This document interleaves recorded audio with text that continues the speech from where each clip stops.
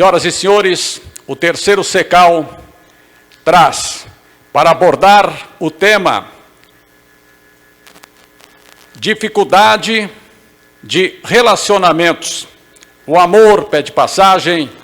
Com muita alegria anunciamos, querido irmão, Dr. Alberto Almeida.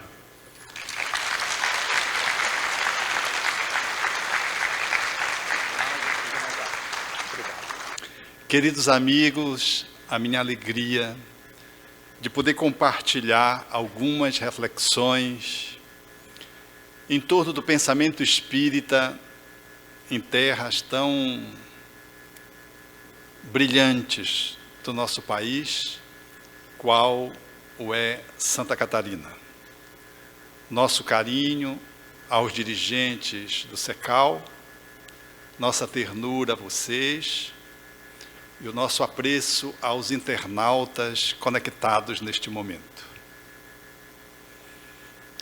O ano era de 1857, quando deveria efetivamente surgir a majestosa doutrina da qual nós entrelaçamos os laços de fraternidade. E ela se iniciava com uma questão palpitante, que é Deus.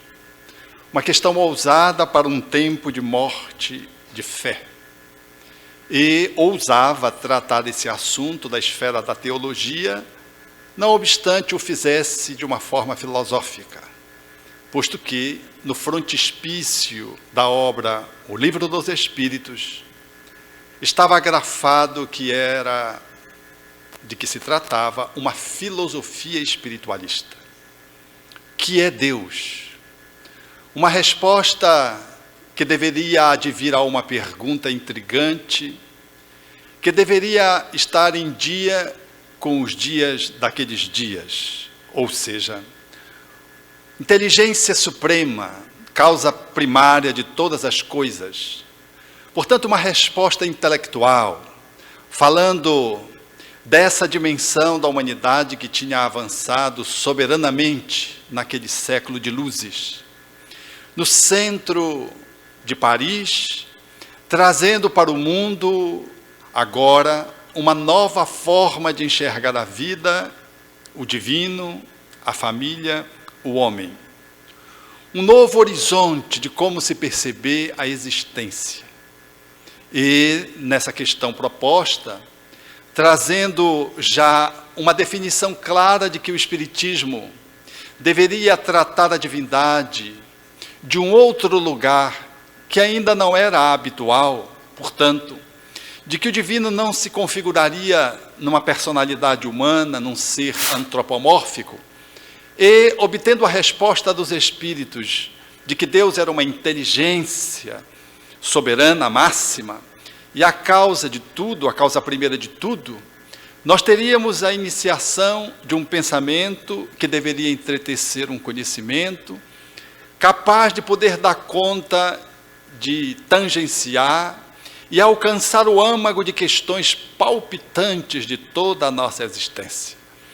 Sem essa abordagem da filosofia espiritualista, que vinha inicializar o pensamento espírita, talvez hoje nós ainda estivéssemos lidando com questões que são de todos os tempos acerca do ser humano, da sua destinação, das suas origens, dos seus porquês, dos amores e dores, das pendências que todos nós trazemos, dos nossos sonhos, da nossa utopia, e da desgraça que muitas vezes nos alcança sem uma explicação plausível, razoável.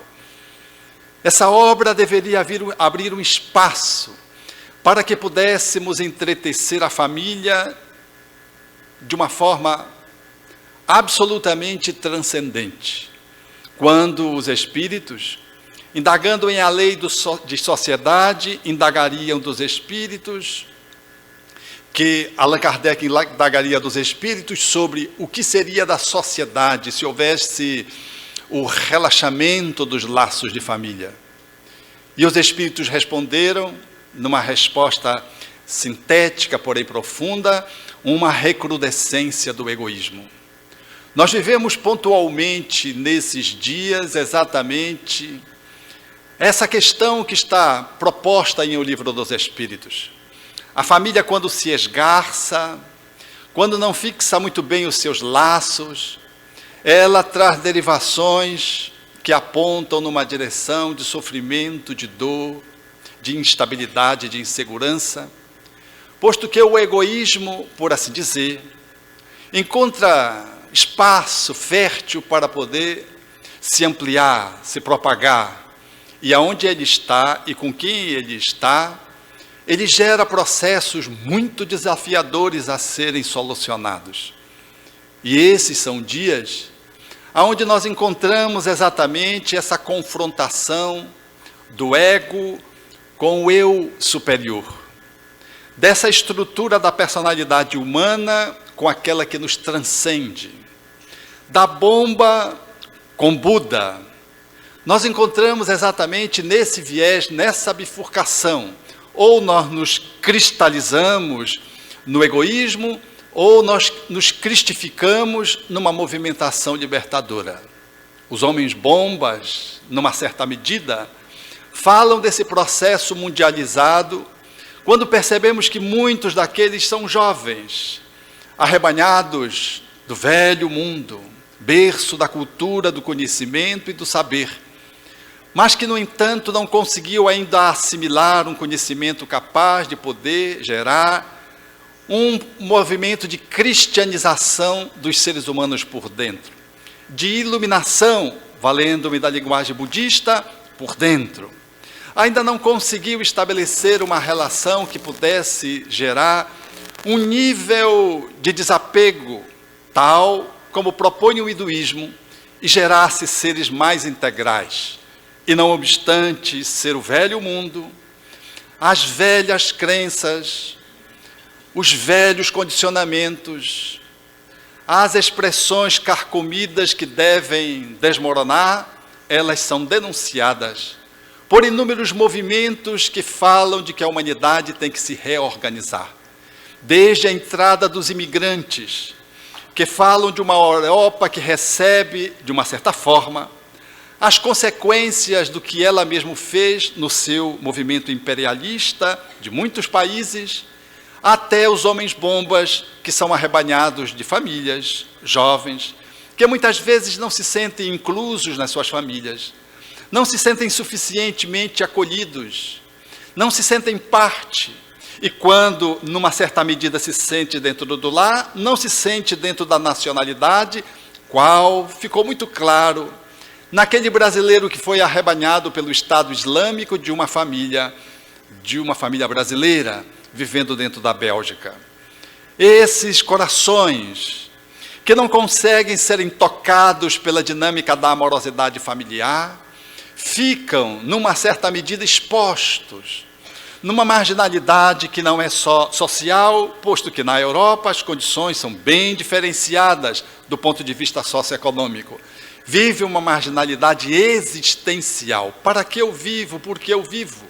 E muitos deles que se colocam nessa posição mais ou menos à margem do centro da sociedade europeia, às vezes pertencente a uma etnia ou uma família que genuinamente não é dali, esses são os mais vulneráveis, que recaindo para a drogadição e que experimentando, numa certa forma, o escorraçamento daqueles que detêm o poder e a riqueza, e não se conseguindo se sentir suficiente dentro das suas próprias famílias, ficam vulneráveis àqueles outros que, usando-se da inteligência, seduzem os jovens, vale-se do Alcorão numa interpretação literal e inteiramente própria e fundamentalista, para transformar seres que são marginais em aqueles que deverão salvar a humanidade, tratando a humanidade como se ela toda fosse infiel. E eles, como se de repente pudesse sair da posição da marginalidade à posição de salvadores em nome de Alá. Essa perspectiva de relacionar-se com o divino, destruindo-se e destruindo os outros, numa manifestação patética de que o mundo precisa parar para refletir, nessas hecatombes que se multiplicam e que falam de uma violência que vai para os requintes da crueldade, sinaliza de que o nosso mundo vive a necessidade de uma transformação urgente. É emergente aquilo que os Espíritos propuseram a Allan Kardec, quando essa obra, o Livro dos Espíritos, se colocava à baila. É uma nova era para a humanidade. A humanidade, efetivamente, obedece a um movimento de transformação que é lento. As transformações não se operam num piscar de olhos. Há que se fazer, nas revoluções sociais e morais, uma dinâmica que vai pelas entranhas e necessitam dos séculos para que elas possam se consolidar. Foi o que os Espíritos disseram ao codificador em O Livro dos Espíritos, na Lei do Progresso. E é isso que estamos observando nesse nosso mundo mal frequentado nesses dias. Uma crise de transformação.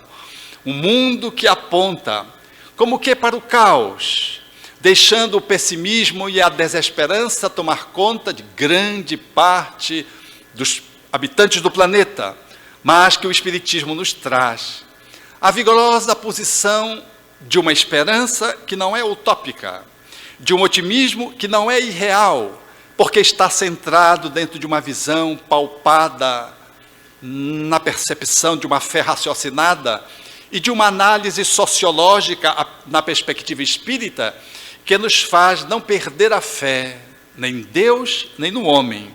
E faz-nos entender de que nós estamos experimentando tão somente a consequência daquilo que fazemos com os outros e com o próprio planeta.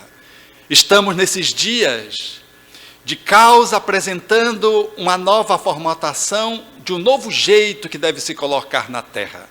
Porque em todo caos há uma ordem que aponta na direção de um cosmos, de uma nova organização, de um novo jeito de funcionar. O mundo como estava até bem pouco tempo e como ainda está, ele não pode continuar experimentando a serenidade e a paz, porque ele ainda se coloca de uma forma segmentada, preconceituosa, centrada no egoísmo e a despeito de todos os avanços culturais que nós fizemos. E a despeito de vivermos 50 anos de evolução tecnológica nunca vista na história da humanidade, fazendo nos 50 últimos anos mais do que tudo que se fez do ponto de vista tecnológico, do ponto de vista da comunicação, do transporte, dos relacionamentos à distância, como nunca fizemos ao longo da somatória de tudo que já se viveu até hoje na nossa civilização planetária. A despeito de tudo isso, nós ainda estamos centrados no ego. Não obstante, a internet está sendo posta, a rede mundial de computadores, há tanto tempo, e nós conseguimos nos comunicar agora, em tempo real, com o mundo, e podemos fazer uma tese de doutorado num espaço de 4 metros quadrados, nos comunicando com as diversas universidades do mundo.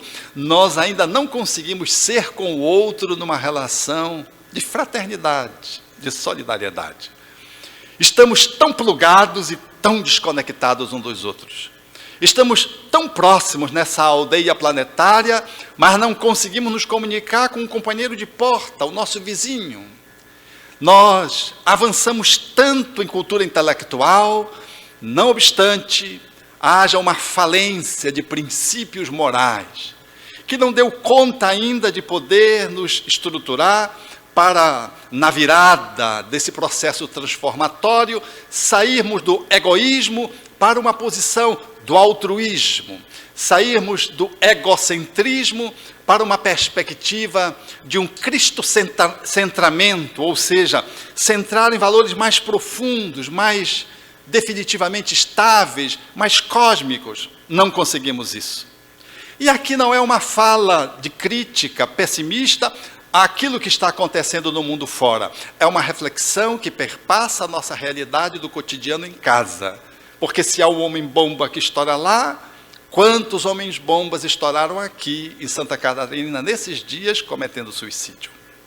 Se há um homem-bomba que não titubeia em destruir várias vidas, quantos passeiam ao nosso redor ou fazem parte da nossa constelação familiar e que estão nas posições da adição química, fazendo um movimento de morte lenta e levando consigo um grupo de familiares que vai aos poucos se sentindo sem eira nem beira para poder fazer uma recondução do processo. Esse mundo que é de transformação e que mostra-se de alguma forma meio desencontrado, ele fala do nosso desencontro doméstico. Quantos que estamos aqui, experimentamos o nosso lar, às vezes nos perguntamos se nós vamos dar conta do enfrentamento daquela crise. Às vezes olhamos para o nosso filho e não sabemos se a gente conhece o nosso filho realmente. Olhamos para o parceiro, para a parceira, que faz uma movimentação diferente, nova, e nós ficamos surpresos porque não conseguíamos ainda entrever a faceta daquela pessoa que convive conosco há 10, 20, às vezes 30 anos. Ou então, quando olhamos para alguém com uma longevidade ampla e que caminha para o Alzheimer, nós não sabemos se nós não conseguiremos dar conta de ir até o fim honrando o nosso avô, o nosso pai, a nossa mãe, que se mostra irreconhecível em função do transtorno mental grave, que a velhice, a lesão cerebral instalada, leva a um comportamento distorcido. Nós não sabemos o quanto nós vamos conseguir segurar essa onda, surfar nessa onda, sem naufragar nela. Esses são os desafios postos. E talvez o Espiritismo nos possa instrumentalizar com ferramentas que nos apoiem a poder viver um mundo real, sem perder de modo algum a capacidade de sonhar e de realizar transformações que anunciam como sendo necessárias nesses dias que passam, mas não só fora, mas sim igualmente dentro. Não só lá na Europa, naqueles que se entrelaçam, lidando com os refugiados, mas em casa, quando a gente não sabe se fecha a porta do quarto ou não, porque a gente não sabe como o neto vai chegar, como o filho vai chegar. E se ele chegar, ele pode chegar surtado, e se ele chegar surtado, você corre risco dentro de casa. Não é de um assaltante, não é de um processo que venha de fora, é a própria família experimentando o caos numa dada circunstância. Por isso, talvez essa reflexão, que a pé de ouvido, José Raul Teixeira havia me dito, quando começou a escrever essa obra, ele perguntou a Camilo, dizendo, mas tantas obras sobre a família, mas essa? E Camilo, então, fazia uma análise mostrando o quanto a família tem sido assaltada pelos problemas vigentes. E quantos problemas espirituais, perturbadores, têm mirado na família como uma forma de tentar desconstruir essa sociedade que vai precisando se reorganizar e tem como a sua base fundamental o lar, na reestruturação da comunidade, dos países, do planeta Terra, e de que, dizia ele a Raul Teixeira, que era mais do que necessário fortalecer a família, para que ela pudesse, numa certa medida, manter a sua estabilidade para lidar com as demandas internas dos seus membros e as demandas externas que vêm da sociedade, aonde a família experimenta viver.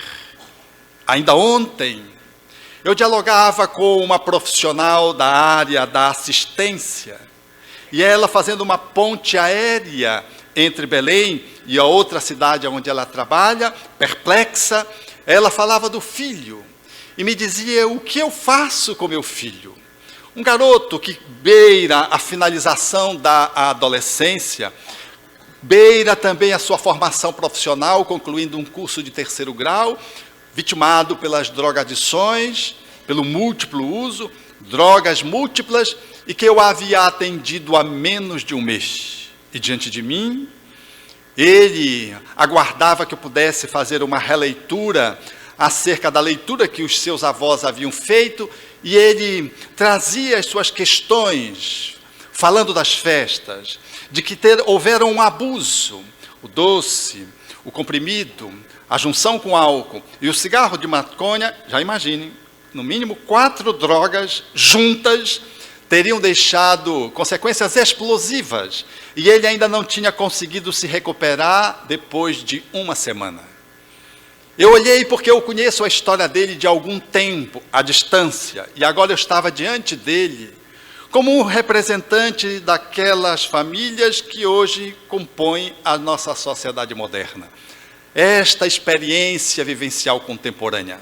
Era um jovem bonito, bem formado do ponto de vista físico, mas profundamente nocauteado do ponto de vista emocional, lançando seus conflitos para fora, naturalmente que para os pais e para os avós, sem assumir a responsabilidade de poder conduzir a sua própria vida.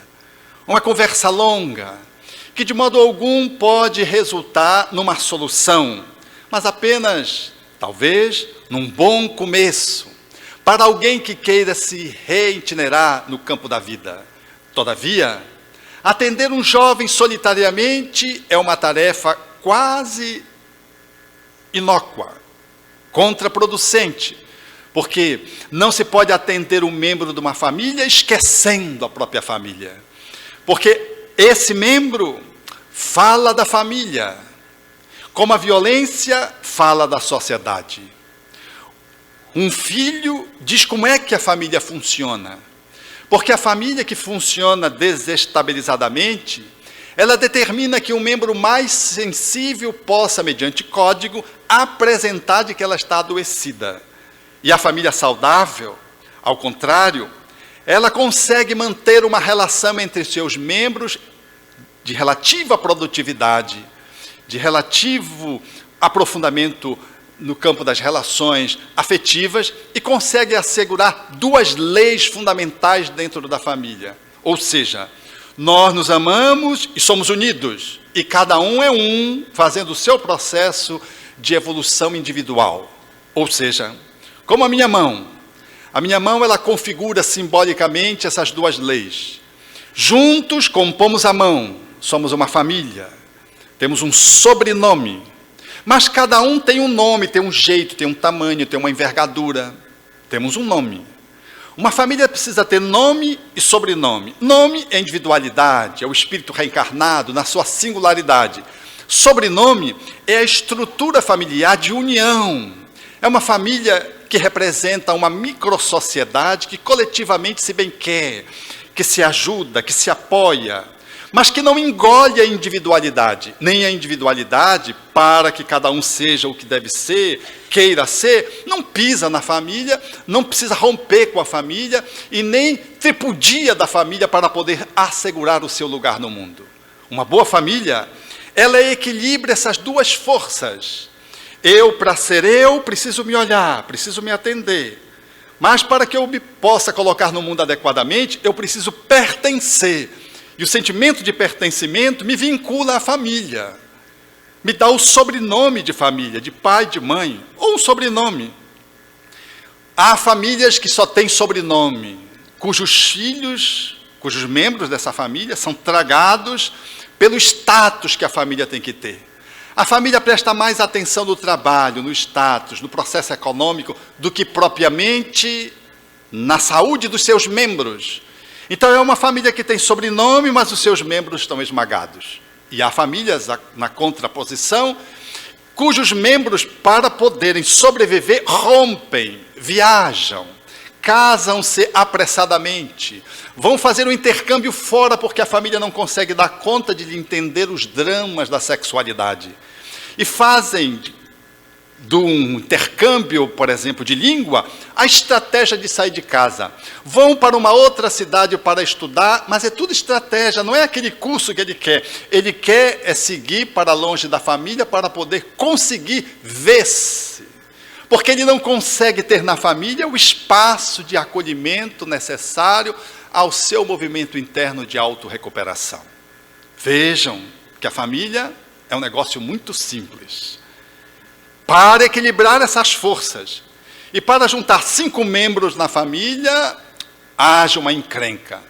Não obstante, tenhamos mais de 250 canais de televisão, se temos um aparelho só, surge a briga em casa. E cada um está no seu quarto com uma televisão só.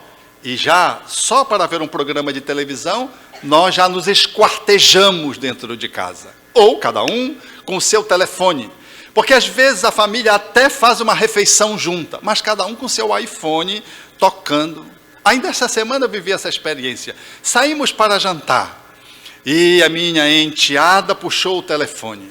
Eu peguei na mão dela 6 vezes, pegando o telefone. Disse, não, deixa um pouquinho aí. Deixa. Não, é rapidinho para curtir, porque tinha acabado de bater uma foto. Ou para ver se a foto já tinha sido curtida.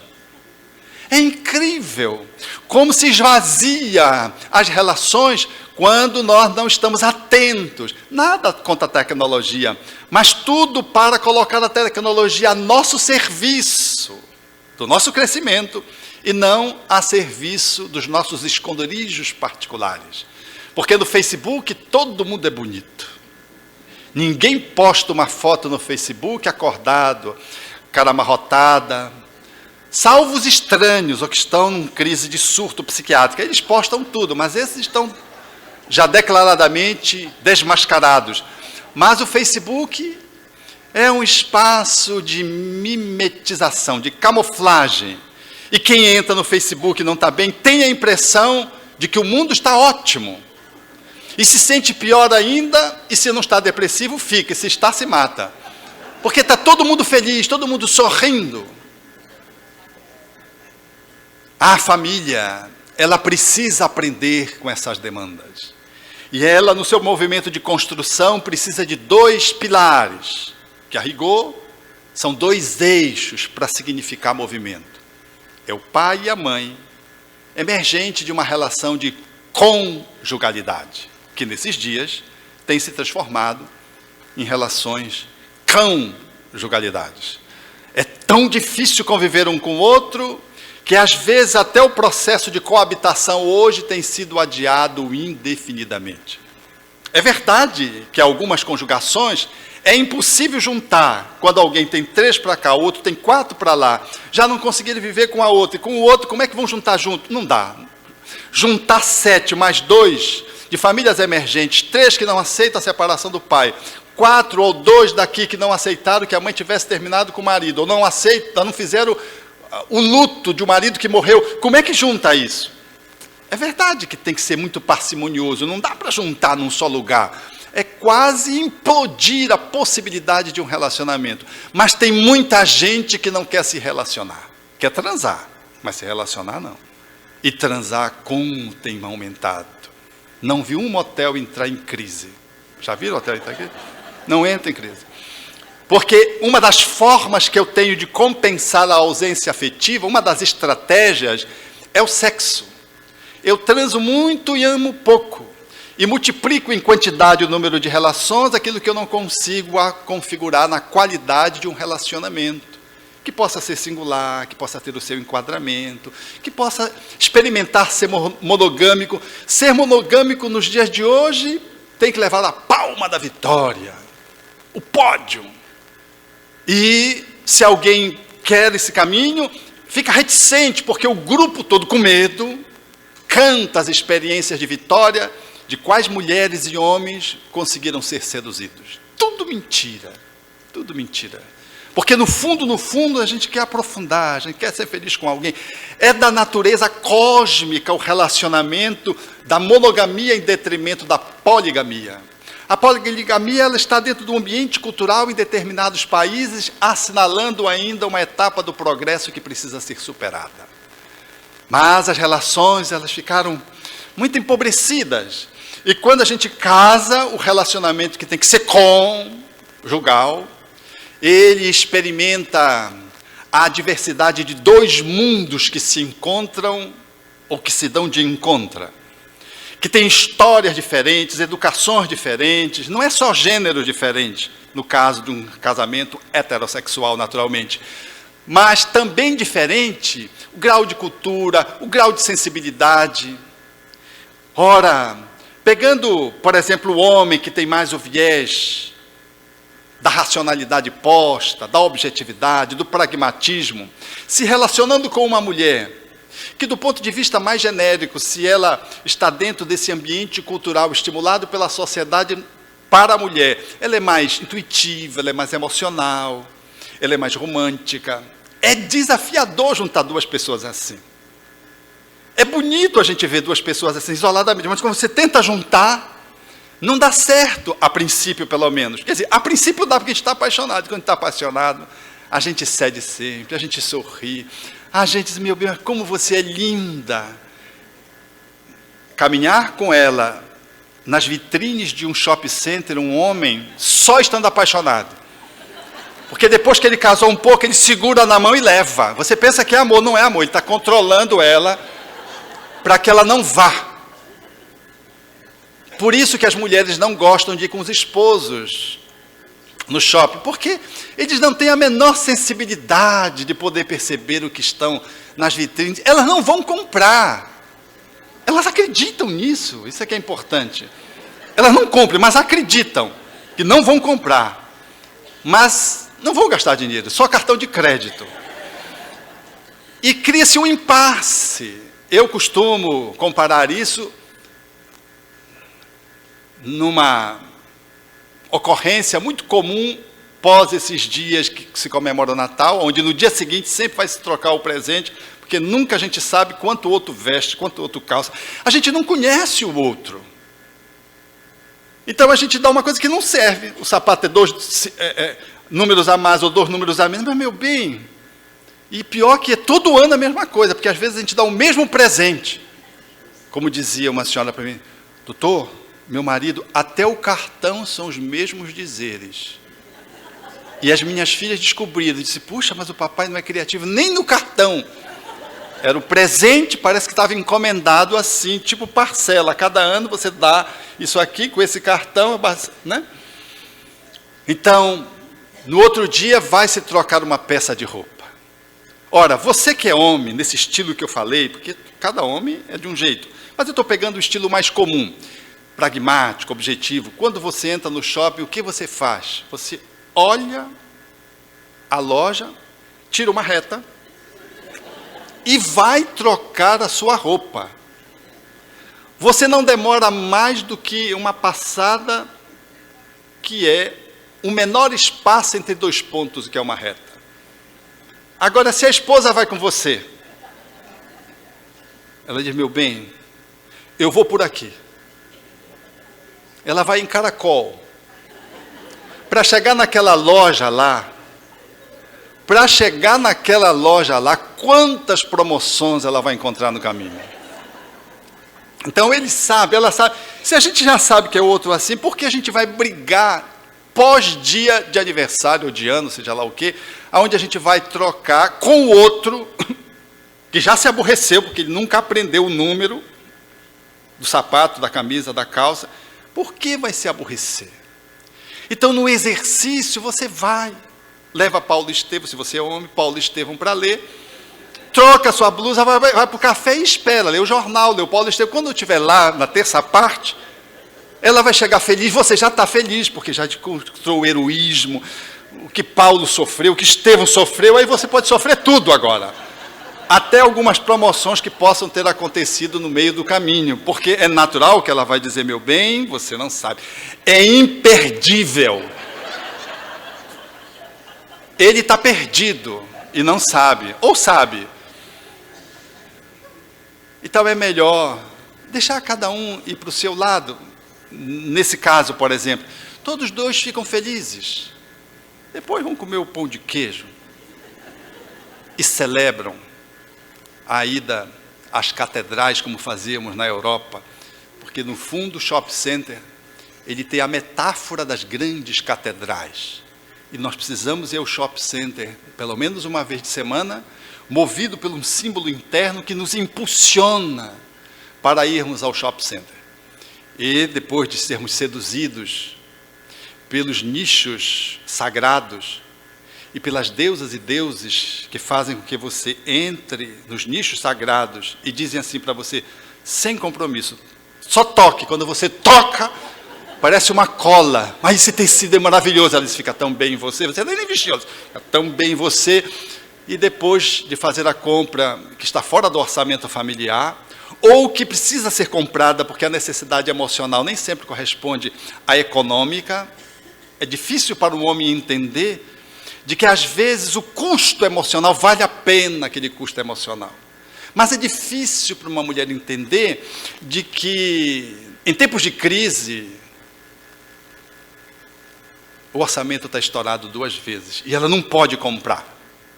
Mas se compraram ou não compraram, felizes eles vão para o McDonald's e pegam e vão tomar ali o seu café e vão comer o McDonald's como se, simbolicamente, numa linguagem junguiana, como se eles pudessem estar revivendo as outras encarnações na Europa, como se estivessem tomando a hóstia. Depois saem felizes para casa, como se tivessem tomado um passe, e vão para casa felizes. Se conseguiram já transpor essas dificuldades que se operam. Então, a relação familiar, o desafio começa pela diferença. Então, bom mesmo é um casal que é parecido, não é? 2 autoritários se encontrando. 2 ciumentos se encontrando. 2 agressivos no trânsito, vocês imaginam como é? Vão preso rapidamente, um vai matar e o outro vai ser o coautor do crime. Então, não é bom ser diferente, também não é bom ser igual, então não é bom casamento. Alguém pode já estar fazendo essa dedução bem lógica. É bom ficar, porque a gente fica, não tem compromisso. A gente fica porque a gente não consegue ser. Então a gente vai ficando, e aí a gente perde o paradeiro da afetividade. A gente perde o sabor da aventura mais venturosa, que é de conviver com alguém e de poder fazer a avaliação de si mesmo com alguém que lhe desafia, que eu costumo dizer que é o personal trainer. A nossa esposa, o nosso esposo é o personal trainer, que a princípio, o cupido pode ser os espíritos. Emmanuel diz isso em livro Vida e Sexo. Eles geram uma doce hipnose. É uma hipnose doce, não é uma hipnose ruim. Não é uma hipnose para maltratar, é uma hipnose doce. Você fica enamorado pelo outro. E nesse processo de enamoramento, no qual eles participam e buscam entrar como subproduto, renascendo antes do tempo, forjando uma reencarnação e, de uma certa forma, atropelando um planejamento feito, é nesse processo que, hipnoticamente juntos, unidos, a gente vai para o casamento, mas depois do casamento, a gente é desafiado um pelo outro. Mas é um desafio que vai nos fazer crescer, dependendo do olhar em que a gente olha. Se a gente quiser só um mar de rosas, isso não existe. Não existe. Se você está esperando alguém, você que é mais jovem ou de mais idade, que venha lhe fazer feliz, porque as outras pessoas não deram certo, né? Que venha lhe fazer feliz, tire o cavalinho da chuva. Ninguém faz feliz ninguém. Mal a gente consegue se fazer feliz. Fazer feliz o outro é onerar o outro como faziam outrora os nossos pais, tratando o gênero feminino. Minha filha, você há de encontrar alguém que vai fazer você feliz. Quando você diz isso, é como se você dissesse, minha filha, você é incompetente para ser feliz, porque você é mulher. Então você vai encontrar alguém que vai pegar você e vai ser feliz. E não é alguém comum, é alguém que vem num cavalo alado, vencendo todos os dragões, que tem dinheiro, e voa, vai exorcizando todas as obsessões, todos os espíritos, resgata você, carrega você. Imagine esse homem. Esse homem não existe, ele já caiu só de pensar nisso. Ele não dá conta dele, como é que ele vai vencer todos os dragões e pegar a pobre coitada, que é uma mala, porque ela não pode fazer nada. O pai dela já disse para ela, você não pode se fazer feliz, alguém vem lhe fazer feliz. Isso é simbólico das fadas, que tem um sentido simbólico e que poderíamos explorar positivamente. Mas a gente toma ao pé da letra e fica isso, achando que alguém vem me fazer feliz. Ninguém vem. Alguém pode ser cúmplice, e deve. Cúmplice. Porque nós não podemos desautorizar ninguém da competência e do dever de conduzir a sua própria vida e de encontrar a sua própria plenitude.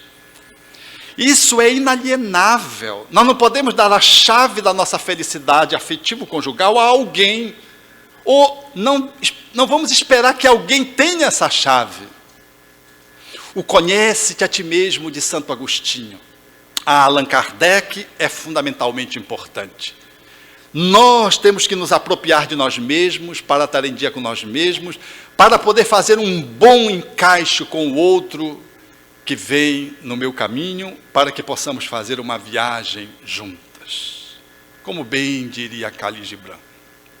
Alguém que me encontre para compor comigo, e que possa fazer uma jornada dos diferentes, e que possa representar um processo de somação, para que cada um possa ser cada um.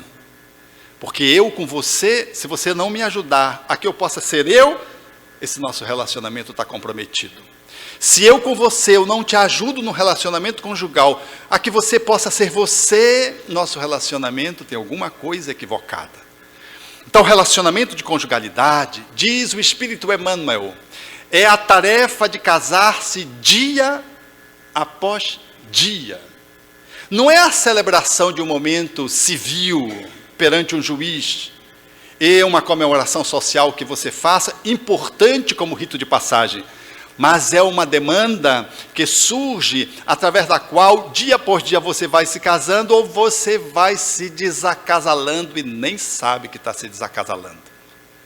Então, esse caminho, ele é feito, e ele não é bom porque você é igual ao outro, porque você é diferente. Ele é bom porque você ama e você é amado. Porque o que configura a base de uma relação de conjugalidade, segundo Allan Kardec propõe o Evangelho segundo o Espiritismo, são duas leis divinas. Uma de natureza moral, o amor, e outra de natureza material, que é a união sexual. Duas coisas cósmicas, belas, lindas, divinas. Um casamento, que fundamenta um casamento perante a natureza, são essas duas leis. Tudo mais é conjunção social, é lei civil, é a religião que inclui casamento religioso, o Espiritismo não tem isso. O que fundamenta uma relação de conjugalidade é a união amorosa e a interação sexual. E se não houver amor suficiente, nós não conseguiremos lidar com as nossas diferenças, e não tampouco com as nossas semelhanças. Porque das nossas semelhanças, se nós ficarmos no egoísmo, nós vamos disputar um com o outro para ver quem é o maior. Quem é que tem mais amigo, quem é mais amado, quem ganha mais dinheiro, quem fica mais sarado na academia, quem pega mais espírito na comunicação mediúnica, quem pega o guia. Não, meu bem, você pegou muito espírito, mas eu peguei o guia. Mal sabe que é um mistificador. Aí ele diz, vai, é um mistificador, e a pessoa fica indignada. Eu pego o mistificador na sua concepção, para mim é o guia. Agora você que só recebe o obsessor. Quer dizer, os dois são miseráveis. E nenhum está se dando conta disso, porque estão disputando, porque os dois são médios. A gente disputa até na mediunidade. Se não amamos, nós fazemos das semelhanças a escalada simétrica na linguagem da psicologia sistêmica familiar. Nós vamos disputando, disputamos, até entrarmos em exaustão. E todo casal que disputa, alguém vai ganhar. E quando alguém ganha, o casamento perde. Então, não é ser igual que é importante. É por se eu amo você, eu apoio você e você me apoia. E nós vamos nos apoiando um ao outro, para que eu e você possamos crescer naquilo que somos semelhantes. Se estamos fazendo uma dieta, por exemplo, eu apoio você, você me apoia. Nós não estamos fazendo uma dieta para disputar quem vai conseguir emagrecer primeiro. A taxa de colesterol vem para o normal primeiro. Eu consegui. Está vendo só? Aí a gente... É uma eterna disputa. Nós estamos disputando com o outro pelo quê? Para quem a gente quer provar que a gente é melhor? Para a gente mesmo. Nós temos uma carência, uma baixa autoestima, temos uma formação tão precária que a gente quer mostrar que a gente vale sobre o outro. não é com o outro. Mas as diferenças, igualmente, elas podem se transformar em processos inconciliáveis se nós estamos centrados no egoísmo que os espíritos disseram a Allan Kardec sobre a recrudescência e o afrouxamento dos laços de família. Porque nas diferenças, eu quero mostrar para você que eu tenho razão e você tem razão. Como é que uma pessoa que é racional pode mostrar para outra que a outra não tem razão se o assunto é emocional? Como é que o emocional quer mostrar para que o que tem razão, ele não tem, se a questão é racional? Dependendo da temática, eu preciso usar a emoção. Dependendo da temática, eu preciso usar a razão. Então, quando é um processo emocional, normalmente aquele membro do casal tem um melhor desempenho. Mas quando precisa usar a racionalidade, quem é que funciona melhor? O racional. Então não é uma coisa que tem que ser melhor do que a outra, ou uma coisa que tem que ser superior à outra. Nós temos que fazer o link dessas possibilidades. Então, quando é emocional, eu empurro você. Quando é racional, você me empurra, me convida para fazer um movimento de iniciação. Como é que você trata o filho se o processo é emocional? Você diz, vai lá bem. Ele diz, eu não vou porque eu já vou sentar o pau, você sabe como eu sou. Já vou chegar berrando com ele. Ele disse, meu filho, você... Não, porque a despesa que ele deu... Aí vai falar na racionalidade. Pegando naquele padrão ainda, né? Entendo que é só de forma didática. A despesa que ele nos deu, o garoto estava matriculado, mas não ia à escola e dizia que ia, mas não ia. Aí tem que abordar. Já descobriram que ele não ia para a faculdade. Ele fazia que ia, mas não ia. Estava há 3 meses sem ir, já ficou reprovado por falta. Aí diz, vai você, porque vai haver um infanticídio aqui. E ela diz, calma, bem, calma. Aí ela vai, emocionalmente. Mas se naquela noite chover e formar a goteira, quem é que vai tirar a goteira da casa? Vier aquelas pedrinhas de gelo, que vocês adoram aqui em Santa Catarina. Não tem lá para o norte, a gente fica esperando cair uma pedra de gelo, não vem pedra de gelo, é só chuva e quente e calor. Então, quando a gente vê chuva de granizo no sul, a gente fica que nem o brasileiro querendo ver neve. Ah, se eu pudesse ver neve. Como se tivesse alguma graça ver neve, né? Bota a mão no congelador, tem neve lá. Mas quem vai corrigir lá a goteira? É ele, tem mais força muscular, vai ter que subir, vai ter que carregar a escada e tudo. É ele que vai. Então, meu bem, vai lá. Então, a força muscular, um tem, o outro tem a sensibilidade. Um tem a intelectualidade, o outro tem a amorosidade. Um tem a racionalidade, o outro tem a intuição. É essa composição que, quando nós linkamos o casal, funciona muito bem. Porque o objetivo do acasalamento é a gente aprender com o outro, um pouco do que o outro sabe, e poder ensinar por outro o que eu sei. E o único canal que viabiliza isso chama-se amor. Então, o amor na conjugalidade, ele faz com que você troque as diferenças e você catalise as semelhanças. Porque todo casamento, toda relação afetiva a dois, tem coisas semelhantes e tem coisas que são diferentes. Nenhum casal é absolutamente igual ou absolutamente diferente. O casal é predominantemente diferente, mas tem algumas coisas iguais, ou ele é predominantemente semelhante, mas tem algumas coisas que são diferentes. Articular esses conteúdos de modo tal a que a gente possa maximizar o nosso processo de crescimento, essa é a dinâmica que é viabilizada pelo amor, que não é sexo. Porque às vezes a relação ela está se reduzindo ao sexo, e às vezes eu estou usando o sexo para tapar o buraco do diálogo, da conversa. Às vezes eu estou usando a perspectiva sexual para dizer que eu amo, mas o outro não está precisando saber que você ama. Ele sabe que você ama, você precisa falar. E o amor é alguma coisa que entretece, que desvela, que desbanca, que tira do esconderijo. E nós precisamos nos apresentar um ao outro. Porque transar não é difícil. Difícil é se desvelar um ao outro. Fazer filho, fecundar, é uma questão biológica. Bastou transar no dia fértil. Mas fecundar a alma um do outro, ter a possibilidade de uma cumplicidade profunda com o outro, isso é para raros. Porque a gente precisa ousar se expor, e a gente não gosta de se expor. A gente não Fisicamente a gente já tem reticências. Não, eu estou gorda, não vou. Não, vai no espelho 3 vezes, que ninguém vai observar, porque depois de uma determinada idade, ninguém mais nos observa também. É verdade.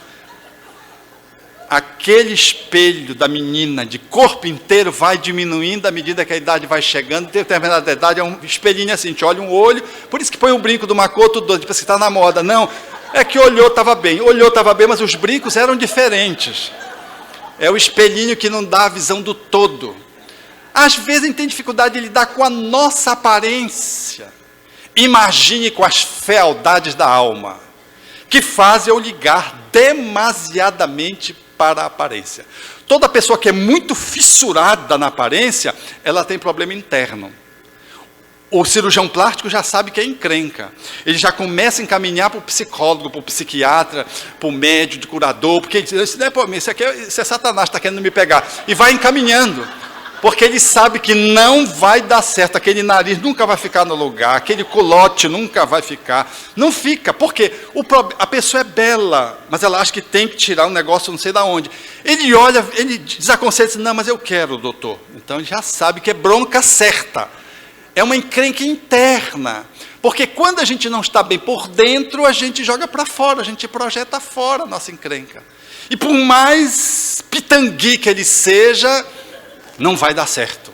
Ele vai ter que se arrastar depois que essa paciente, ela vai sair falando mal dele, e vai para um outro, e vai para um outro, e vai sendo infeliz. E aí vai, quando vê, ela nem parece mais gente, de tanta plástica, porque mexe coisa, e já fica de tanto.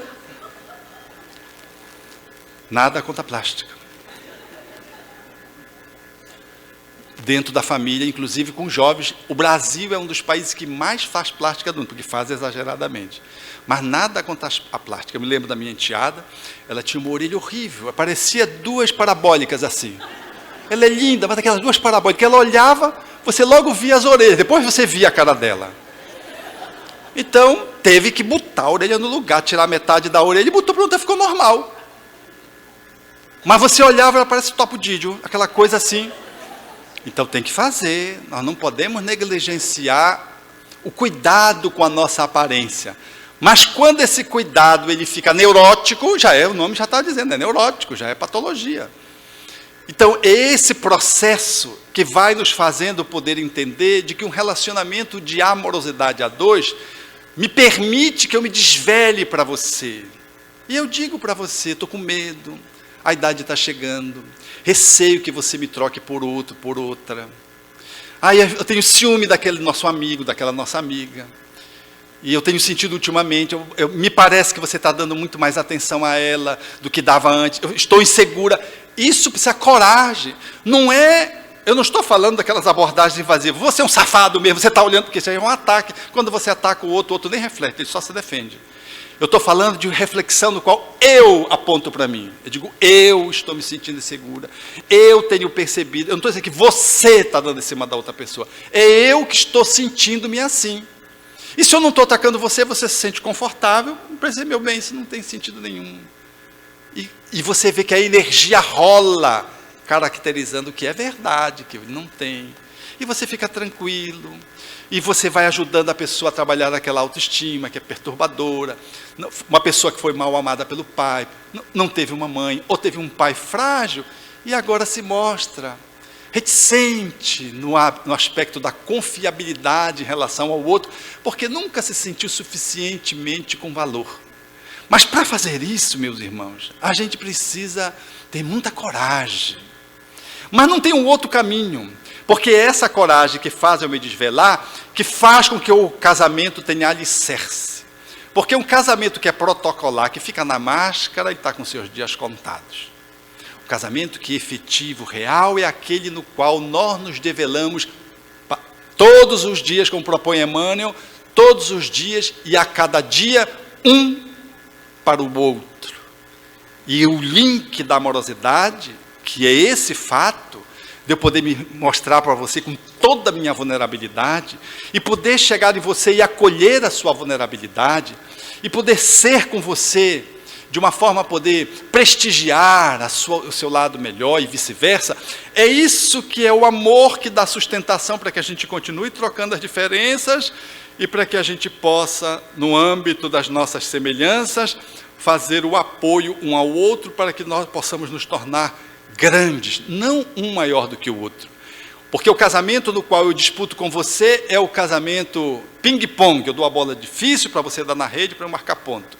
Eu corto a bola para você não me devolver para eu marcar ponto, para eu dizer, está vendo? Como eu sou melhor, como eu sou mais do que você. Isso é insegurança. Isso é disputa. Casamento de ping-pong. Tênis de quadra. Casamento mesmo que efetivamente se dá é o casamento do frescobol. Nós não podemos deixar a bola cair. Se você errar, eu me esforço para pegar a bola. Porque se a bola cai, nós perdemos. Então eu não jogo contra você, eu jogo com você para deixar a bola em cima.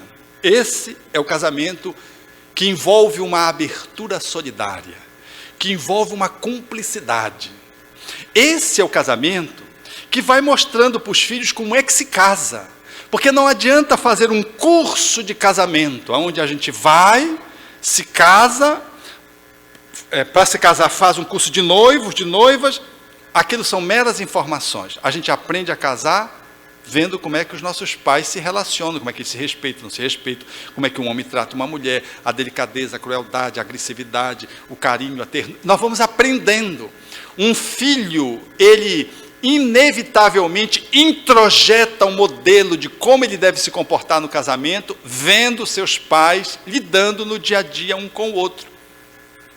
É aí que está havendo o curso de casamento. Porque inevitavelmente, se vocês puderem avaliar, vocês repetem aquilo que vocês viram dos pais de vocês. Até a decoração da casa, que a gente pensa que a gente decora do jeito que a gente quis, não decora, você copiou da sua mãe e do seu pai. Não, a primeira coisa tem os pratos, depois vem os talheres, depois vem os paninhos, não sei o quê. A ordem das gavetas é exatamente como era na casa da sua mãe, não é? O pano de centro da mesa de jantar é igual. E pior que quando ele chega aos passos comuns, né, do esposo, que é o quarto, aí ele quer fazer como o pai dele ou como a mãe dele fazia, e ela quer fazer como a mãe dela fazia ou o pai dela fazia. Como é que fica isso? Fica aquela briga que está muito bem posta num filme que ganhou o Oscar na época. A História de Nós Dois, onde o cara está brigando com ela na cama, discutindo, aí vai aparecendo o avô, não era espírito não, era as falas. Vem o pai dela, discute com a mãe dele, aí vem o avô dela, discute com o avô dele. Aí aquele monte de gente na cama, na verdade a fala deles era muito pequena, eles só reproduziam falas que eles tinham absorvido dos pais e dos avós, dos ancestrais. Aquela história de que, enfim, sós. Enfim, eu, meu pai, minha mãe, meu avô paterno, minha avó paterna, minha avó paterna, é uma ancestralidade. Não é que seja ruim, mas é que eu preciso me diferenciar, porque senão eu só replico. Aí eu ponho a toalha em cima do criado mudo, porque meu pai fazia isso, e aí ela tem uma crise de faniquito, porque jamais uma toalha poderia ficar no criado mudo. Ela não vai ficar muda nessa história nunca, vai berrar. Aí surge um conflito por causa de uma toalha.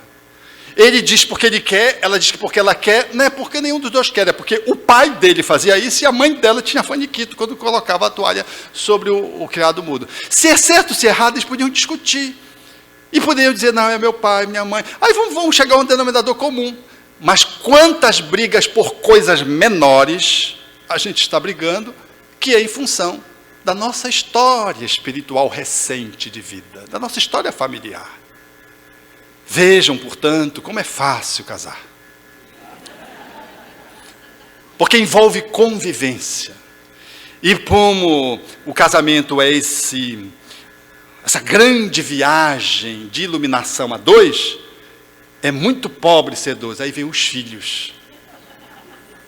Aí vem o primeiro que é apaixonado pelo pai. É a menina. Ou o garoto apaixonado pela mãe. Freud não entreviu isso, ele estudou o complexo que envolvia Édipo e o complexo de Eletra, sem considerar a reencarnação. Mas eu tenho visto na minha prática profissional aquilo que o Espiritismo diz.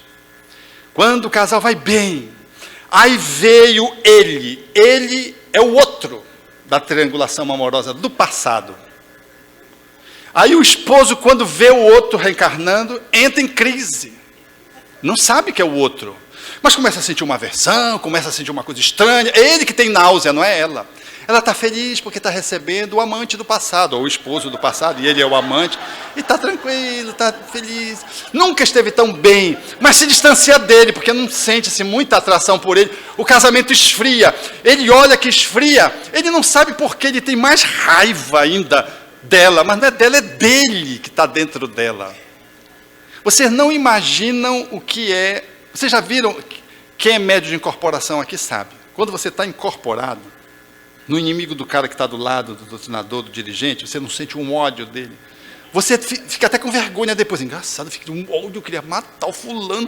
Mas não era o fulano, era o obsessor do fulano. A gestação é uma grande incorporação. De fato, incorporação mesmo, é um corpo novo. É um transe que demora 9 meses. Na mediunidade é bom que demora alguns minutos, né? Agora imagina 9 meses. E nós somos impregnados nessa combinação fluídica e nem nos damos conta de que estamos muitas vezes sob a atuação de um espírito que está sobejamente interferindo no meu comportamento. Como dizia uma paciente minha, Alberto, no dia que eu engravidei dele, que era um garoto que eu cuido 7 anos, ele tem essa idade, 7, 8 anos, eu não podia sentir cheiro de cebola. Se o vizinho cozinhasse e tivesse cebola, eu passava mal. Eu passei 9 meses sem comer cebola. Quando eu tive o parto, voltei a comer cebola. Pergunte se o garoto come cebola. Não come cebola. O garoto tem horror de cebola. No transe, ele excluiu a mãe de gostar de cebola, porque é um transe. Então imagine o outro dentro dela. E ela feliz, cantando, mas não quer saber, de costas para ele. E ele... Muitos casamentos não sobrevivem a isso. Não só porque a maternidade envolve, a mãe se dedica muito, se esquece que é esposa, fica só mãe ocupa tudo. Não é só por isso. É porque, às vezes, ela se ocupa com alguém que tem um lugar na historiografia daquela família e tem ali o reencontro, que só o Espiritismo com propriedade pode esquadrinhar essa encrenca e pode nos ajudar a resolver. Porque, senão, ele sai de casa e a criança nasce... Ele não quer nem tocar na criança. E estava doido para ser pai, doido para ser pai. Quando a criança vem, ele fica até com medo. Porque ele não sente nada. E normalmente eles não confessam. Quando é os homens e quando é as mulheres, é da mesma forma. Não confessam. Ninguém diz para o outro, não gosto do meu filho. Ou como me disse um avô, todo avô é bestalhado, né? Um avô me disse, eu passei 8 meses para colocar o meu primeiro neto no colo. Ele atendeu na reunião mediúnica o obsessor dele, inveterado. E o obsessor dele, lá pelas tantas, desapareceu. Ele pensou que tinha resolvido a encrenca, resolveu. Reencarnou como neto dele. Veio para ficar mais perto dele, para resolver a encrenca de fato. E ele disse, eu passei 8 meses, Alberto, eu fazia um esforço para brincar com ele no braço da mãe, no braço do pai. Eu fazia, mas não tinha. Só depois de 8 meses eu consegui ele colocar no colo. E ele colocava isso mostrando a perplexidade dele em face da reencarnação de um espírito com o qual você tem uma pendência grave, intensa. Então, aí nós estamos vendo esse design. Vamos vendo os membros que vão surgindo, cada um trazendo um pouco de história nessa grande história. E pior, o casal... Agora deixou de ser só casal para ser pais. E como pais, vão educar o primeiro, se sobreviver, vão educar o segundo, porque tudo vem para sobreviver, não é verdade? A gente não vem um filho para separar. Quando a gente separa é por imaturidade, por precipitação, porque os espíritos não criam essa situação para a gente romper. Vem para a gente superar. E quando a gente supera, aí vem o segundo, aí vem o terceiro. E quando a gente pensa que já não vai dar conta, aí vem um superior lá atrás, lá no final da fila, para ajudar o casal. Ele chegou, pronto, a energia dele já acalmou todo mundo. É incrível o condão que tem alguns espíritos, quando reencarnam, imprimem na família um novo status. E é justo aquelezinho, aquele 13, ou aquele quarto, que a gente não quer deixar vir. Não, tem 13, a economia não vai dar. É melhor deixar. Porque a economia vai responder positivamente quando esse quarto chegar. Porque se quarto chegar, ele vai ajudar na gestão de... A gente vai pagar menos psicólogo, menos médico. Economicamente vai ser... Deixa o quarto vir. Eu vi uma senhora em Belém, viveu essa experiência. O primeiro filho nasceu surdo, o segundo nasceu surdo. Fez estudo genético, nada, não encontrou tala nenhuma. O terceiro nasceu surdo. Quando ele engravidou do quarto, todos os médicos foram de consenso de que ela deveria abortar. Católica, o esposo católico, a despeito de todos os médicos, e eram 3 que diziam para ela abortar, ela não abortou. O quarto nasceu bom, com ouvido de tísico. Escuta tudo. Pianista. Ajuda o pai na criação dos 3, no sentido de dar uma mão. Porque isso não é tarefa de uma criança, né? Nem de um irmão. Mas como irmão, ele faz uma diferença estúpida. E foi o quarto. Imagine se ela aborta esse quarto. Ficava com o trauma do aborto e ficava sem a mão do divino, que vinha para lenir aquelas dores daquele grupo conjunto, com um espírito que veio para dar um apoio para aqueles irmãos e para aqueles pais que estavam se desincumbindo da sua missão com muita dificuldade. Então a mãe me dizia, trazendo-me ao encontro de uma consulta homeopática, esse meu filho foi encaminhado do céu. O garoto com bom humor, garoto, uma joia, um espírito que veio para trazer a harmonia dentro do lar. Então eu quero dar uma boa notícia para você, no teu lar está tudo certo, esses que vieram. Porque a gente sempre tem a impressão que aconteceu alguma coisa errada, porque não é possível que eu tenha recebido só espírito desse naipe. Não veio umzinho, não, é o que a gente merece, são esses umbralinos, tinham da treva porque era para vir, mas não vem como neto. Está tudo certo. Não reclamemos da misericórdia divina, porque não falta ajuda e não há erro de lá para cá. O que pode haver o erro é num planejamento se eu não lido bem com a minha sexualidade. Aí acontece que às vezes vem alguns espíritos por um processo de afinização que não estavam planejados, que o espírito Emmanuel chama de espírito intruso. É alguém que entra por um desequilíbrio na família, vincula-se ao desequilíbrio, por exemplo, do pai ou da mãe, e ele renasce, como consequência de relações que nós estabelecemos espirituais. Nessa vida não estava planejado no mundo espiritual anteriormente. Não fazia parte do cartel, do rol de espíritos que aquele lar deveria receber. Passa a fazer parte em função da forma como a gente vai se conduzindo aqui, meio atrapalhada. Vem um espírito intruso. E ele vem pela nossa atrapalhação, ele não vem por uma escolha lúcida de alguém que quer ampliar a sua capacidade de amar, apoiando outros espíritos pela via da adoção, por exemplo. Não, não é esse o caso. Eu replanejo a minha vida, ampliando o meu cartel evolutivo, doando meu amor para outros seres que estão em condições que nem estavam no meu planejamento, mas eu vou e apoio e ajudo e faço a inclusão de espíritos pelo processo da adoção. Então surge o lar com esses conteúdos variados, e aí está posto a sociedade cósmica, aonde nós seremos chamados a fazer a gestão política, emocional, administrativa. Nós que olhamos para os nossos políticos, né, nacionais, internacionais, quando eu vejo as potências, né, eu vejo a fala daqueles políticos, eu fico olhando, mas dentro de casa nós somos eles, né? Há um Putin dentro de casa, há um Obama dentro de casa. Tá bom? Tá bom.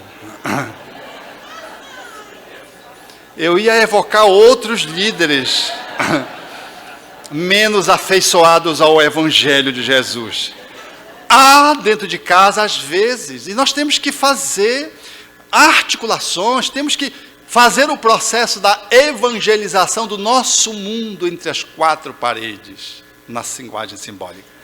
Dando conta de educar filho, cada filho do jeito que ele é, educando o filho, procurando manter equanimidade, que é muito difícil, porque quando vem o quindim da gente, o nosso xodó, a gente nem se dá conta de que dá mais atenção para ele, dá mais amor para ele, dá mais presente para ele, dá mais ouvido para ele, dá mais colo para ele. E os outros estão tudo com o olho graúdo, olhando para você assim, porque se sentem rejeitados.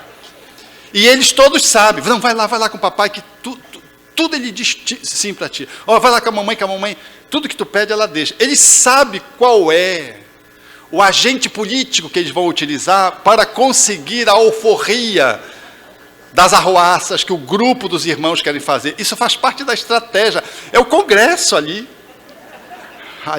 aquela jogada, nós estamos ali, exatamente nesse movimento.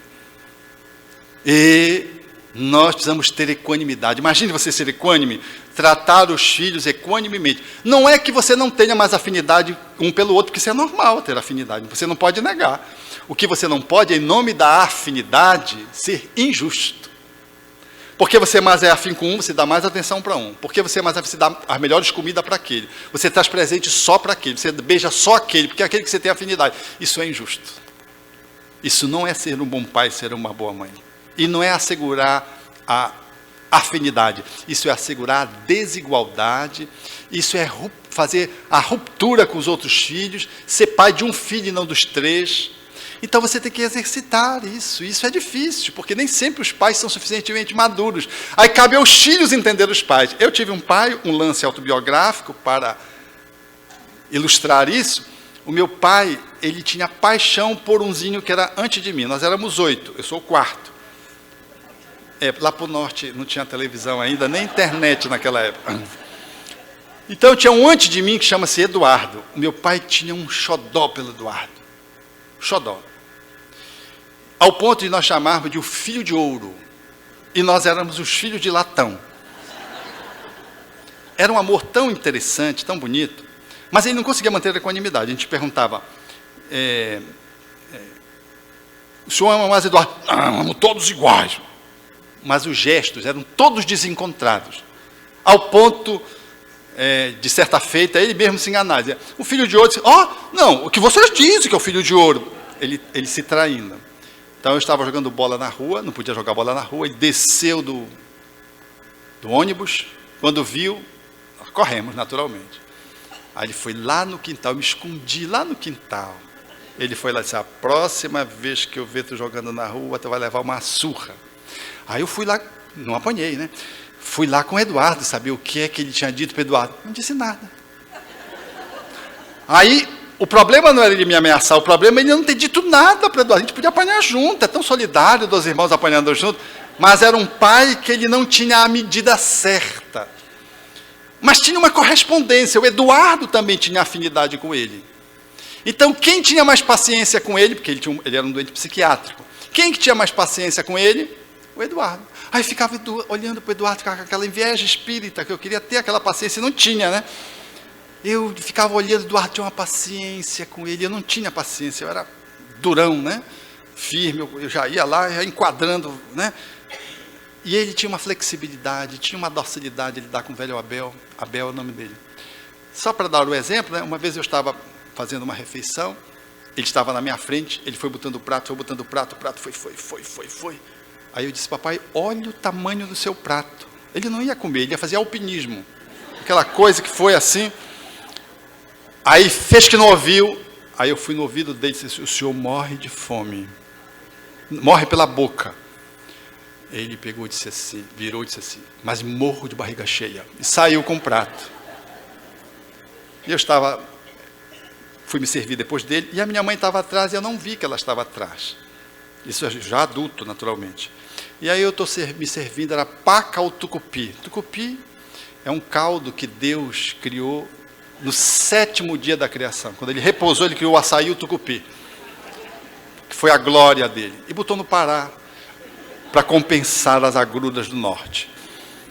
Então eu estou me servindo, botando o tucupi e tudo. E eu, quando vi a mamãe, né, eu fiz um pensamento alto. Tudo no tucupi fica bom. E comecei a colocar o tucupi. Ela foi, se aproximou e disse, acho que eu vou colocar o seu pai no tucupi. Me dizendo que eu tinha que ter mais paciência com ele. O Eduardo tinha uma paciência.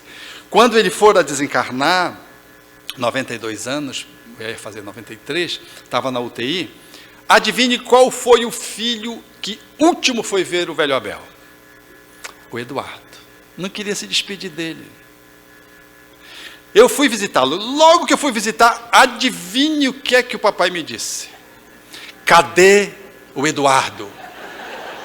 Foi a primeira frase. Mas eu já tinha superado a encrenca dentro de mim, isso já não me aborrecia, eu já tinha entendido, era o filho que entendia o pai e tudo, né? Era o amor que eles tinham pelo outro, muito belo. E não adiantava, eu telefonei para o Eduardo, disse, olha, Eduardo Velho Abel está te chamando, cara, tu tem que ir lá. O filho teve que vir do Rio Grande do Sul, o neto, filho do meu irmão Eduardo, e dizer, ué, tu vai deixar o teu velho desencarnar sem vê-lo? Vai lá! E ele foi. E o Eduardo é anestesista, rato de hospital, e não ia na UTI. É bonito ver o amor, né? O amor, a afinidade é belo, e nós não devemos negar, e devemos consagrá-la. Mas temos que ter cuidado para que essa afinidade não se transforme num amor discriminatório. E a gente rompa com a equanimidade perante todos os filhos, porque isso não é bom para a família, não é legal para a família. A família não fica bem quando funciona assim. Então, essa gestão da família é uma gestão que requer muita competência. Requer que os pais possam desenvolver habilidades, porque cada filho exige dos pais uma competência diferenciada. E você tem que lidar valendo-se de alguns propósitos que estão na contraposição do ego e que estão na direção do eu sagrado, do eu divino, do eu cósmico, que está para além da personalidade, mas mergulhando no espírito, na centelha, na claridade que somos, como os espíritos disseram a Allan Kardec. Então é necessário que possamos usar estratégias que fecundem a nossa relação familiar.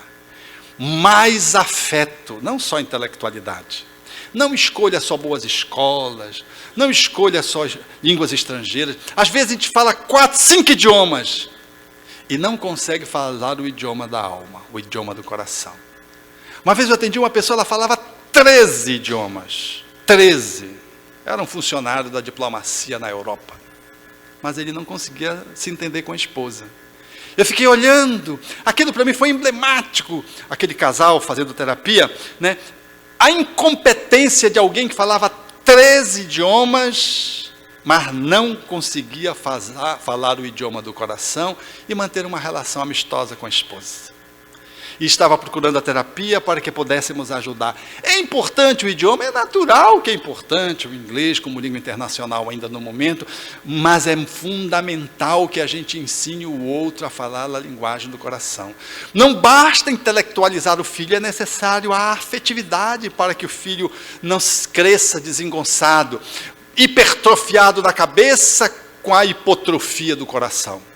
É necessário dar as coisas, é necessário a ração adequada, o alimento, a roupa, às vezes fazer algumas concessões. No entanto, nós temos que falar a alma do filho. Investir no corpo que é transitório e deixar a alma que é eterna é falir no processo da educação. Ainda pela manhã, aqui num debate, eu lembrava uma circunstância que eu vivi agora com meu neto Drasto, um garotinho de 6 anos. Que a semana passada ele chegou comigo, disse, vô, ganhei um PlayStation, o tio é muito legal. O tio é o namorado da mãe dele. Eu digo, ele disse, tem um segredo para te dizer, vô, abaixa aqui. Aí eu baixei, aí ele me disse, o tio é muito bom, ele tem muito dinheiro. Quando ele disse isso, eu levantei e não sabia o que dizer para ele, eu fiquei tão impactado, parece que o bicho estava incorporado. Eu tinha que educar naquele momento. Aí eu fiquei, porque uma criança de 6 anos achar que o outro é bom porque tem dinheiro, né?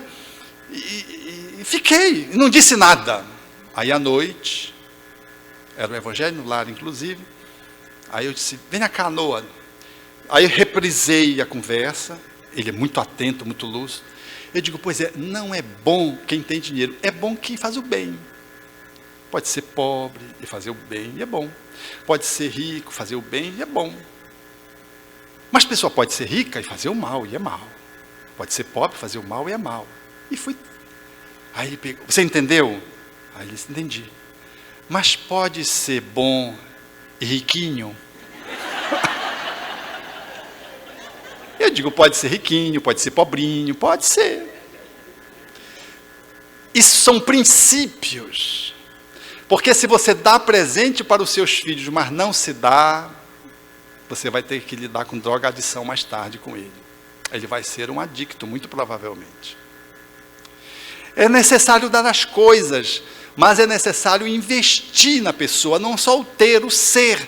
Se você não se constrói numa relação de ser com seu filho, numa relação de pais e filhos, apertando os vínculos de alma, tudo que você tem e deixar para os filhos como um grande patrimônio, vai se transformar em tragédia na hora da sua desencarnação ou pós-desencarnação, na briga pela herança.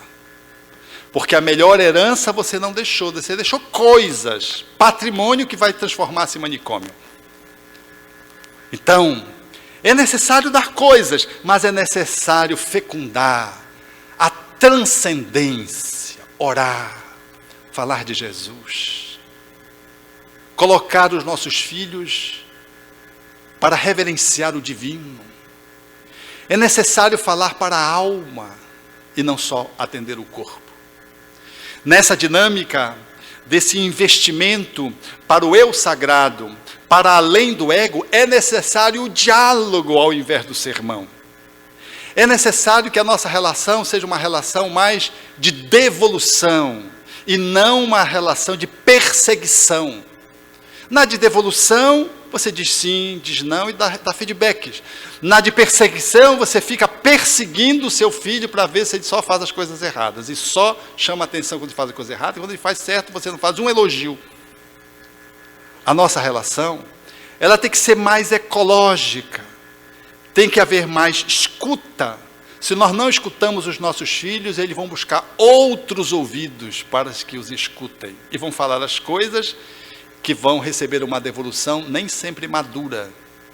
Então é necessário se desarmar para poder relacionar-se com os filhos de uma forma mais amada e não armada. Então é necessário, em amando, investirmos no diálogo, não só no monólogo, investirmos na transcendência, não só nas coisas materiais, investirmos no sentimento, não só nos processos cognitivos. É necessário, portanto, fazer o investimento na amorosidade sem fim. Porque um pai que ama o filho, que conseguiu essa construção amorosa, ele diz, meu filho, não vá. Por maior idade que o filho tem, o filho respeita o pai, não vai. Ele não vai porque o pai está berrando, porque vai pegar o cinturão, ou porque a mãe tem um faniquito, porque o filho deixa de ir, porque a mãe tem um faniquito, porque a mãe que quer controlar o filho com faniquito, ela controla. Ai, estou sentindo mal, acho que eu vou morrer. Nenhum filho quer matar a mãe. A pior coisa de um filho é sentir que assassinou a mãe dele. Então ele não vai. Mas em um dia, que não está longe, ele vai saber que é manipulação. E ele vai olhar para ela e dizer, morra, porque aí eu fico com a sua herança, e vai, e sai. Porque já sabe que é chantagem. Mas se a mãe diz, meu filho, não vá. Hoje não vá. Mamãe, meu filho, por favor, eu estou lhe pedindo para você não ir. Ou então, venha o dia antes. Ou então, durma em casa. O que a mãe diz tem um peso. Mas não é um peso de manipulação, de opressão, de castigo, de punição. É um peso que a afetividade confere na relação de alguém que tem autoridade sobre o outro. A nossa autoridade não está no cinturão, está no coração. E nós conquistamos isso dia após dia. É uma construção que vem desde pequeno, que requer paciência, tato, dedicação, devotamento, palavras, observação, que o codificador colocou em um livro dos Espíritos. E assim, Nós vamos enfrentar problemas, meus amigos, porque nada se transforma sem problema. Um lar sem problema é problemático. Todo lar tem que ter problema. A gente não vai criar problema, mas vem. Não precisa criar, vem. Vem obsessão, vem faniquito, vem um outro que às vezes quer transar de qualquer jeito, tem outro que quer... E vem. O outro que quer gastar mais do que pode, o outro que dá uma maluquice, aí ele começa a se envolver com grupos que não são legais, de amigos, e você vai tendo que administrar e vai conseguindo. Porque cada espírito vem de um lugar do mundo espiritual, porque cada espírito está num nível de consciência, e você vai fazendo essa gestão como um grande governante, sem a presunção de que você vai salvá-los, porque ninguém salva ninguém. A gente dá a nossa contribuição, porque todos são filhos de Deus. Vossos filhos não são vossos filhos, na fala de Gibran. São filhos e filhas da ânsia da vida por si mesma. Vêm através de vós, mas não de vós. Poder lhe dar os vossos sentimentos, mas não poder lhe conferir os seus pensamentos. Então, os nossos filhos são filhos de Deus, estão nos emprestados. A gente faz o melhor e, às vezes, mesmo fazendo o melhor, um deles escolhe seguir um descaminho. É filho de Deus. A gente vai sofrer junto, mas tem a consciência tranquila de que fez o que estava ao nosso alcance. E é nesse caminho, queridos amigos, que nós vamos nos sentindo dentro do lar, que tem as suas convulsões, que tem os seus altos e baixos, de que nós formatamos uma família saudável, porque investimos na espiritualidade, na afetividade, na transcendência, investimos no amor, no diálogo, na convivência, investimos na cumplicidade, tudo como estratégias para construir uma educação centrada numa amorosidade que Jesus nos ensinou. E a partir daí, tudo que há de vir terá sido o melhor que nós tivemos a oportunidade de dar. E o que há de vir será a escolha também dos filhos, que como adultos fazem as suas próprias escolhas. E nós teremos a certeza de que as nossas relações são para sempre. E teremos a gratidão de que em honra aos nossos filhos nós crescemos muito, notadamente com aqueles mais difíceis. E teremos a certeza de que não passará em vão a nossa reencarnação e de que a divindade, a qual nós celebramos em O Livro dos Espíritos, ao invés da recrudescência do egoísmo, nós estamos na direção da caridade. Fora da caridade não há libertação, parafraseando o Evangelho segundo o Espiritismo. E assim, caríssimos amigos, os nossos filhos terão aprendido conosco de que podemos ser homens luzes, ao invés de sermos homens bombas. E nós seremos para o nosso parceiro, para a nossa parceira, aquele que é cúmplice da sua segurança e não aquele que lhe destrói as entranhas emocionais com crueldades, com rispidez. Que em função da Maria da Penha a gente nem toca, mas só a gente sabe o quanto a gente apunhala o parceiro ou a parceira dia após dia, a exemplo de um torturador. Haveremos nos transformado em cristãos espíritas, porque haveremos de ter feito um salto de qualidade, dando a nós mesmos a honra de poder servir a Deus, fazendo o nosso melhor como esposa, como esposo, como pai, como irmão, como neto, como avô, como filho e como cidadão do universo.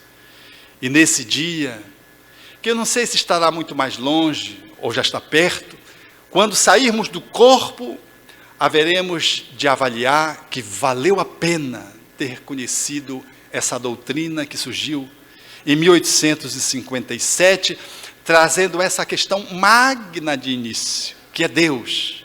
Valeu a pena ter conhecido essa doutrina que assinalava de que efetivamente a sociedade, os seus laços se afrouxam pela recrudescência do egoísmo, de que fomos alertados em tempo, e em tempo fizemos uma mudança de itinerário. E quando isso se estabelecer, nós teremos a certeza de que os nossos filhos, ao invés de serem homem-bombas nos sentidos variados, que a figuração embute e reclama, eles terão sido cidadãos do bem, homens luzes, homens fraternos, homens da caridade, homens e mulheres da fraternidade, homens e mulheres a serviço do divino do amor, porque já sabem quem é Deus, o que estamos fazendo aqui, para onde vamos e quem é esse que está ao nosso lado. E aí, não mais será preciso dizer, como diz o poeta, cantando as indagações da humanidade nesses dias em que, em nome de Deus, o terror se alastra, em nada dizendo respeito ao divino, apenas em falas enlouquecidas e em homens que efetivamente perderam o endereço do cosmos e, portanto, da divindade que o habita por inteiro.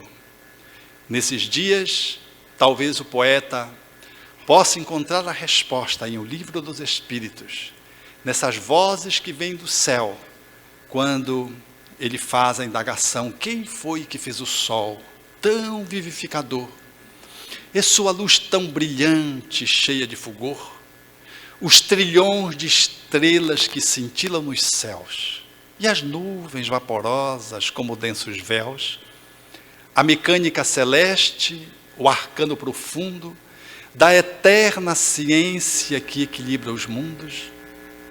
Quem foi que fez a chuva, o vento, o raio e o trovão, a primavera, o inverno, o outono e o verão, o perfume das flores, os sons, o ar, os campos, as florestas, a terra, o céu e o mar, o perfume das flores e a engenhosa beleza de um sol que, se pondo, deixa surgir da natureza o cantar do rouxinol, que vai para além das estrelas que lhe ouvem na terra, na posição de seres humanos, luzes que se colocam nesses dias.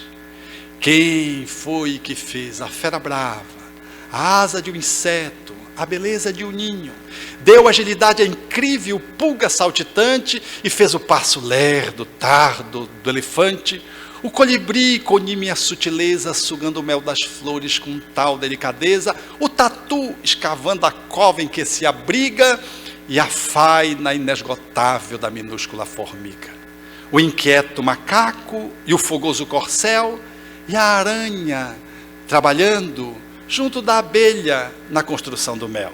Quem foi que fez o instinto de conservação como bússola infalível de orientação, guiando com acerto os irracionais sem nunca transgredirem as regras naturais? As maravilhas do reino mineral, o leito onde repousa o reino vegetal, os prodígios da animalidade e um elo mais acima a nossa humanidade e tantos outros reinos que nós desconhecemos, sistemas de mundo que nós nem nos apercebemos, os gênios tutelares, arcangelicais, imerso nos segredos dos planos siderais. Que maravilha é esta que eu não posso descrever com todo o dramatismo que eu pudesse ter? Artista ímpar e ilimitado, me ponho de joelhos e contemplo abismado e pergunto a mim mesmo com estupefação: quem criou tudo isso com tanta perfeição?